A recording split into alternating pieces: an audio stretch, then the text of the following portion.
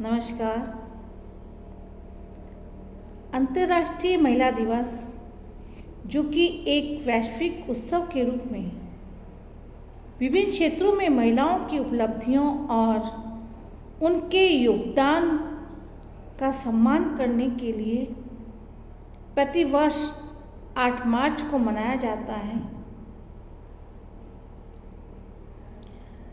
इसी वैश्विक उत्सव के दौरान वर्तमान महिला सशक्तिकरण के संदर्भ में विचार अभिव्यक्ति के रूप में अपनी अभिव्यक्ति का प्रारंभ मैं चंद पंक्तियों के साथ करना चाहूँगी कि बेटी दी है रब ने, बेटी का हिसाब क्या देते। जब सवाल ही सारे गलत थे तो हम जवाब क्या देते। आज जिसकी आवाज़ को तुमने कदमों तले दबा दिया, रुख मोड़ दे वो आंधी का तुम अधिकार तो देते। नारी की जिस शक्ति का तुमको आभास नहीं, नारी के बिना इस दुनिया में कोई भी प्रकाश नहीं। नारी है तो सब कुछ है, शायद तुमको विश्वास नहीं। 21वीं सदी की नारी ने सांसारिक जीवन के सभी आयामों से संबंधित प्रत्येक क्षेत्र में अपनी उत्कृष्ट भूमिका को निभाया है और निभा रही है। पारिवारिक उत्तरदायित्वों से लेकर अंतरिक्ष विज्ञान तक प्रत्येक क्षेत्र में नारी अपना परचम सफलतापूर्वक लहरा चुकी है। आज की नारी कहती है कि हौसले बुलंद हैं हमारे, पग डगमगाने ना देंगे, धरती से लेकर आसमां तक हमारा परचम लहराएंगे। महिला सशक्तिकरण के संकल्प को दृष्टिगत करते हुए जब मैं विचार करती हूँ तो शिव और शक्ति का वो अर्धनारीश्वर प्रेरणात्मक स्वरूप मेरी दृष्टि के आगे चित्रित हो जाता है।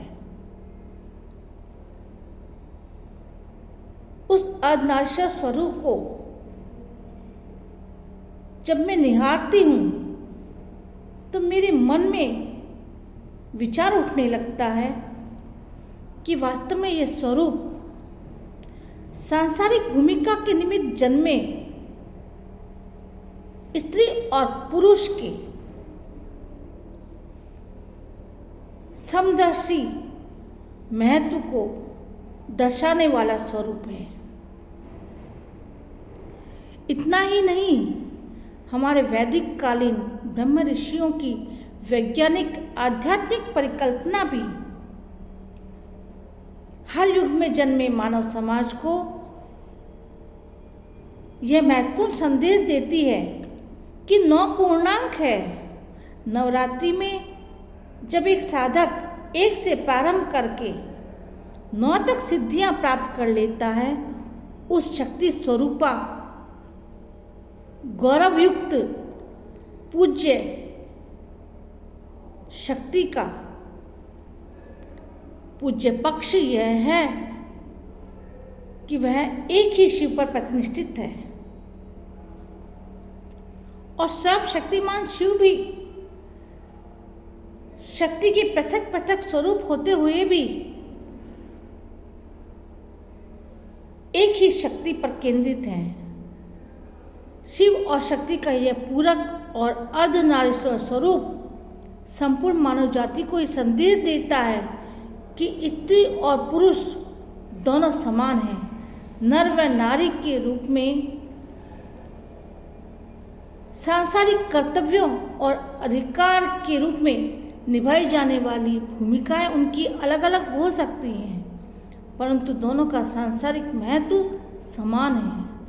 विश्वगुरु की संकल्पना में यदि नारी की बात करूं तो महिलाओं की भूमिका महत्वपूर्ण मानी गई है। क्यों?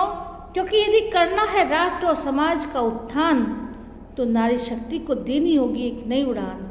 यदि हम वास्तव में चाहते हैं कि भारत की पुनः विश्व गुरु की संकल्पना साकार हो तो हमें चाहिए कि महिला सशक्तिकरण के संदर्भ में नारी के अंदर छिपी हुई उस शक्ति को हम जागृत करें जो एक सच्ची मातृशक्ति और भार्या बनकर राष्ट्र निर्माण में सहयोग कर सकती है।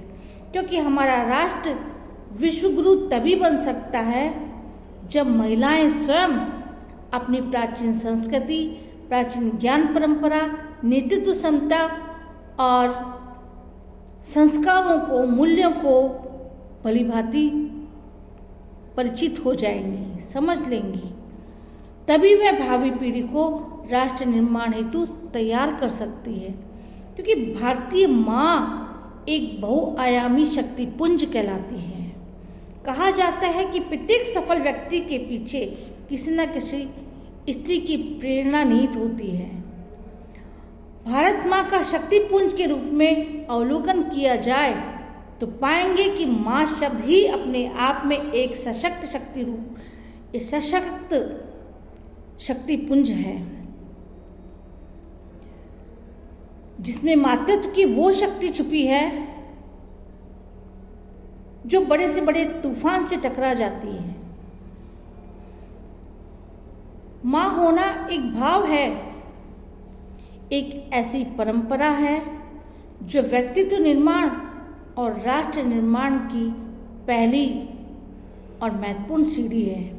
स्वामी विवेकानंद ने कहा है कि भारत तभी प्रगतिशील हो सकता है जब मातृशक्ति स्वयं समाज का नेतृत्व करेगी।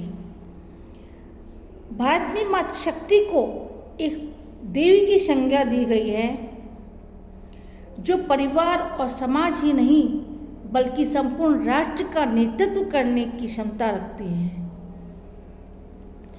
वर्तमान में नारी सशक्तिकरण के संदर्भ में विकसित भारत के तहत संयुक्त राष्ट्र संघ की प्रतिनिधि रुचिरा कंबोज ने कहा है कि 2047 तक विकसित भारत की ओर बढ़ रहा भारत महिलाओं के नेतृत्व विकास पर केंद्रित है।